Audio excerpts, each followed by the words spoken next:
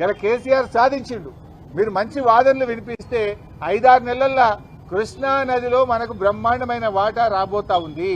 నేను అందువల్లనే మీతో కోరేది ఆలోచించి ఇప్పుడు మంచి వాదనలు వినిపించి మీరు కృష్ణా నదిలో మన వాటాను సాధించండి.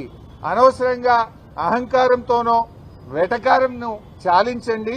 తెలంగాణకు ఉపకారం చేసే మంచి బుద్ధితో నడుచుకోవాలని చెప్పి నేను రేవంత్ రెడ్డిని కోరుతా ఉన్నా.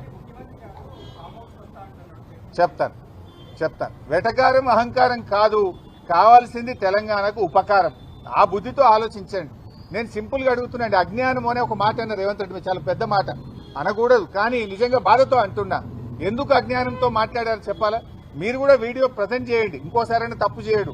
ఆయన పాత వీడియోలు మాట్లాడినవి చూపించండి, ఇప్పుడు నేను మాట్లాడింది చూపించండి.